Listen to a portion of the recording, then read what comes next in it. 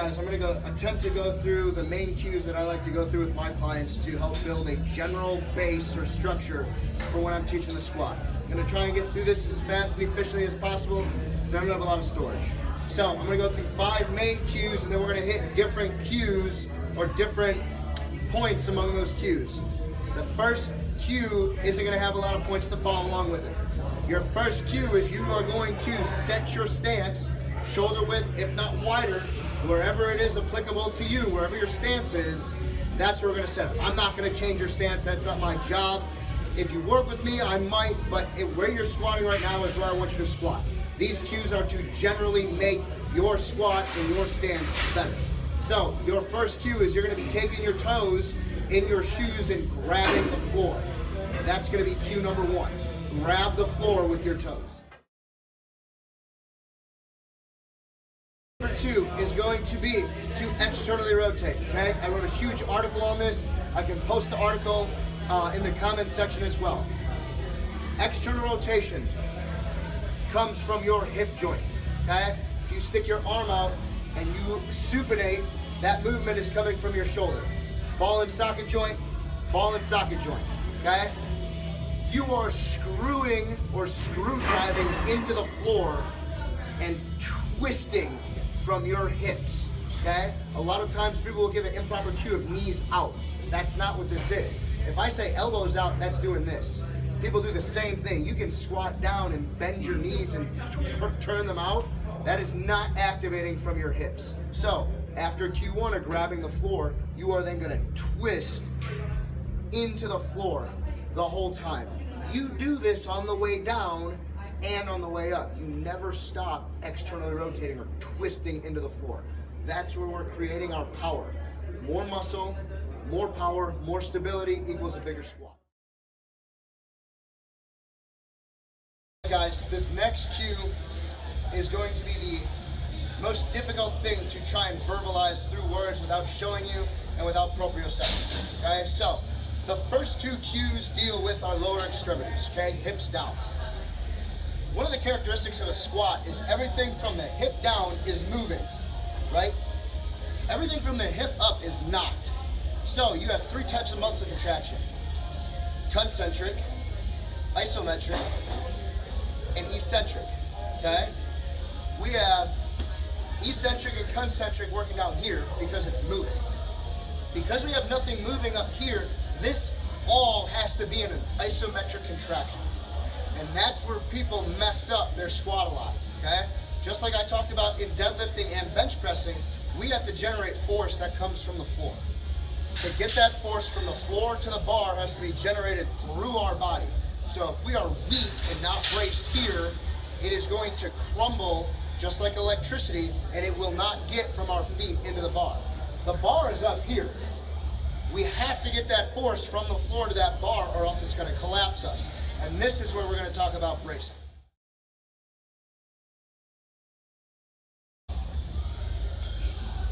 All right, so what is bracing? Bracing is us isometrically contracting our trunk, okay? A lot of people will call it core. I fucking hate the word core just because it's not a core, okay? I like the word trunk because it's 360 degrees all the way around, okay? Your abdominal muscles are not the only thing that makes up your center trunk area, okay? It goes around to your intercostals, around your side, and to your spinal erectors and back, okay? Most people will crumble in their back either because they go valgus and turn in, which then leaves you to use your back muscles, or they just don't know how to brace, so the only thing that happens is their erectors will go into flexion. So I'm going to paint a picture for you. I want you to imagine you're blowing up a balloon, okay? Your trunk is the exact equivalent of a balloon blown up. You have 2 external forces working on you. You have an external load on top of you, and you're producing force pressing into the ground below you. If you were to take those 2 forces and press down slowly on a balloon, what's going to happen? The balloon is going to displace sideways. Your trunk or your musculature does the exact same thing while you are not bracing. So to brace, we have to breathe properly and press out properly to sustain an isometric contraction. So I want you guys to put your hands on your stomach. We are going to learn to take a diaphragmatic breath. Okay? In other words, you can either breathe by pulling your diaphragm down and pulling your belly out, or you can breathe with your shoulders. This is what I don't want you to do.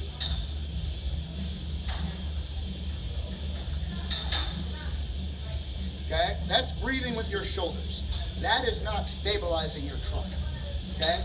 To take a stable breath, put your hands on your belly, and when you inhale, I want you to press or distend your belly as far out as you can, like you're trying to have a food baby, or pretend like you're pregnant.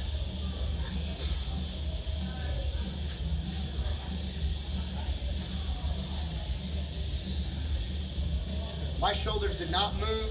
I pulled my diaphragm down and pulled my trunk out forward, my belly forward.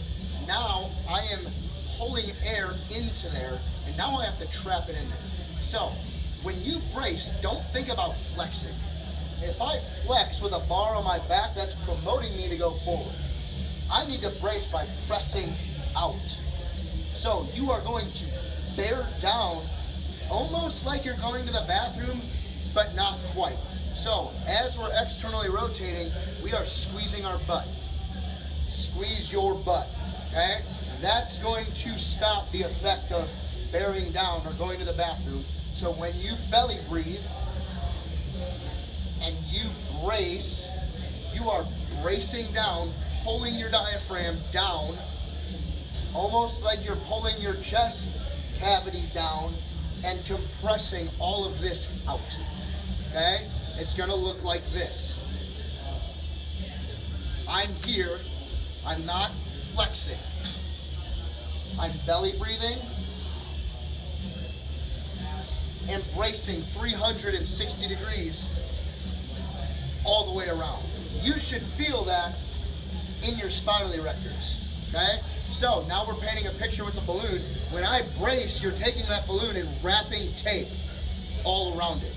And then when you add a belt to that balloon, now you're adding a belt to your trunk, okay? So you are taking a diaphragmatic breath in, making your belly as big as possible, and then bracing, kind of like you're about to take a punch from somebody. When you take a punch, you don't flex, you brace and you're ready for it. That is going to be cue number 3.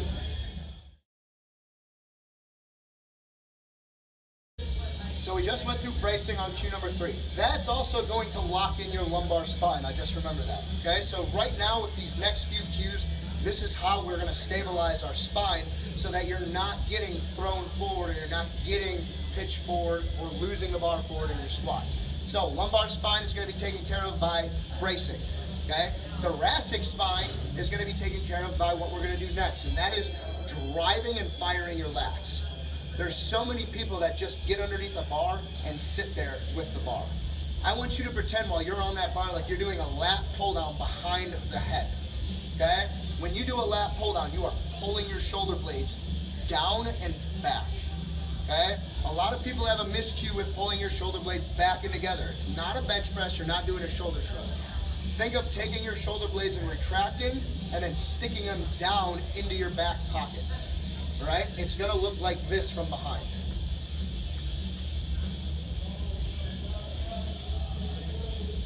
When you get that bar set on your back or in your back, in the musculature, you don't just rest it there.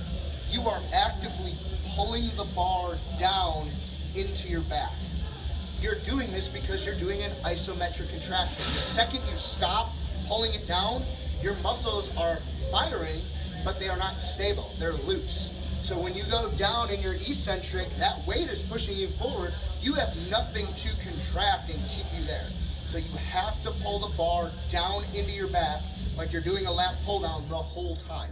Even on your concentric on the way up, pull the bar down into your back, keep your elbows driving into your side, just like on my video I made from the safety squat bar, you wanna drive your elbows in, that fires your lats. The second you let go of your lats, you can kiss your thoracic spine goodbye, and it also promotes you to go into flexion, okay? So, you are gonna get your lats fired, tuck your scapula into your back pocket. That's gonna keep your chest up, and you're gonna pull down, okay? The last cue is gonna solidify and lock in our T-spine. The way we're gonna do that is you're gonna take your chin, make a sexy double chin, and jam it into the back of your neck. That locks you in to have a neutral spine. Okay, so we're gonna go over the cues again, 1 through 5. 1, grab the floor. 2, squeeze your butt and externally rotate like a screwdriver into the floor the whole time, going down and then coming up. 3, we are going to belly breathe and brace, locks in our lumbar and transfers force. Lats, hold that bar down hard the whole time. That's going to lock in our thoracic. Drive that head into the bar, into the back of your neck. That's going to lock in your C-spine, your cervical spine.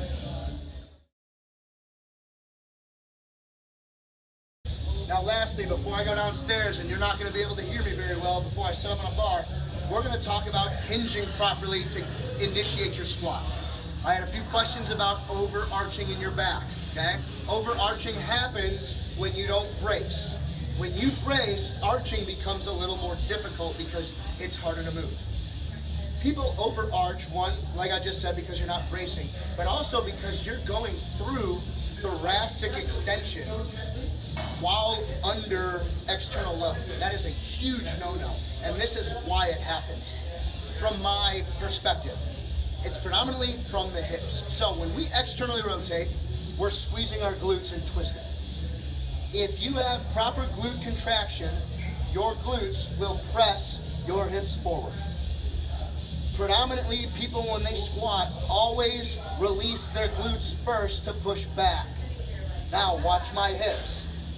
I'm contracted, I am going to push my hips back, but I am going to relax. That motion comes from your hips and your spine or your lumbar erectors relaxing and letting go.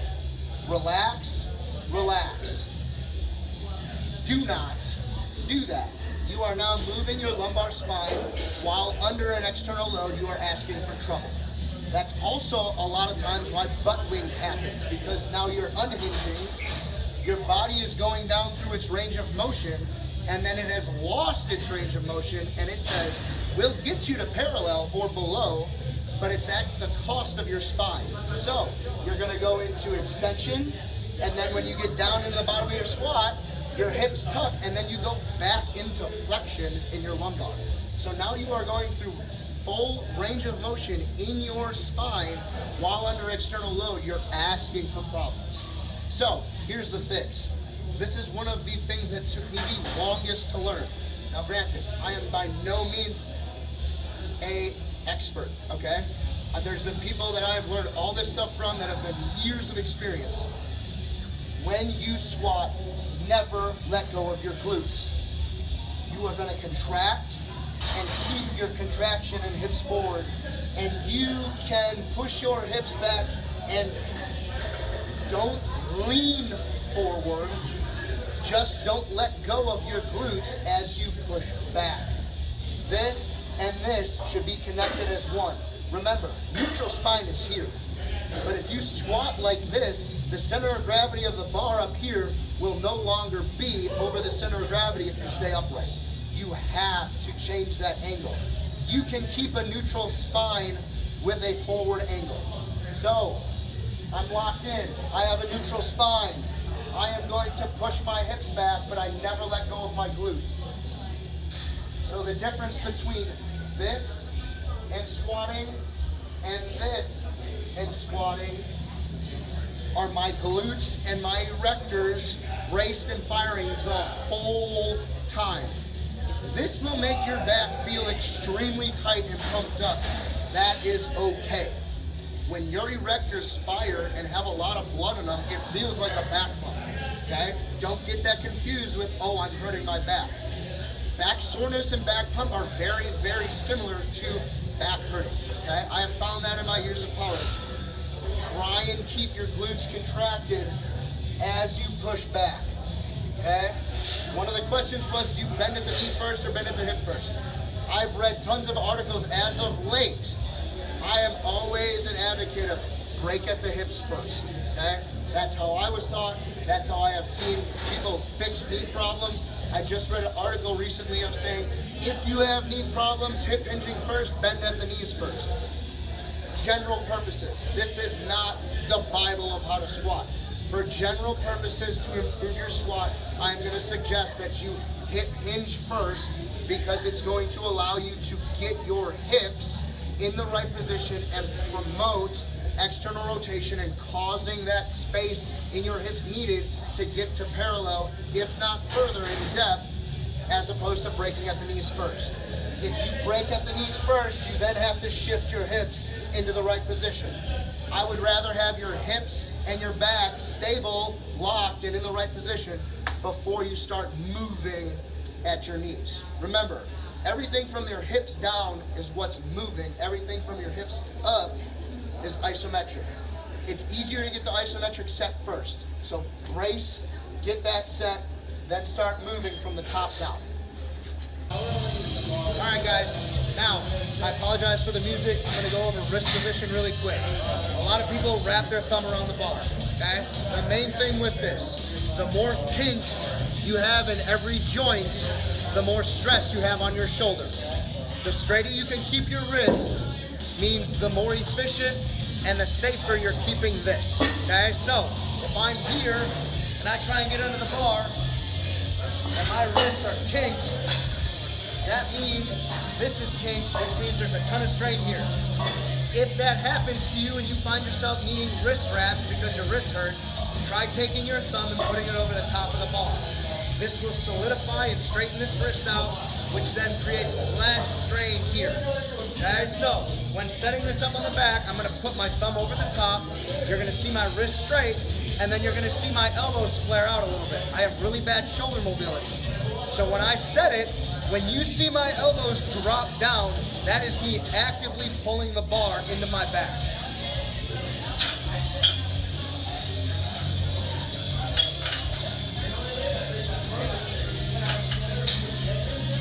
When you guys set up for your squat, before you even unwrap it, you should be pulling it down into you the whole time.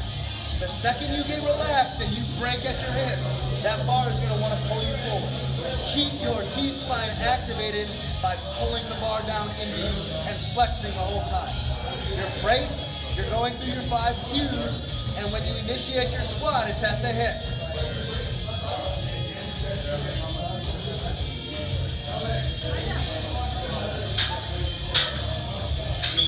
If you guys have any more questions, just post it in the comment section, and I'll try and make another video to answer any questions that you guys have.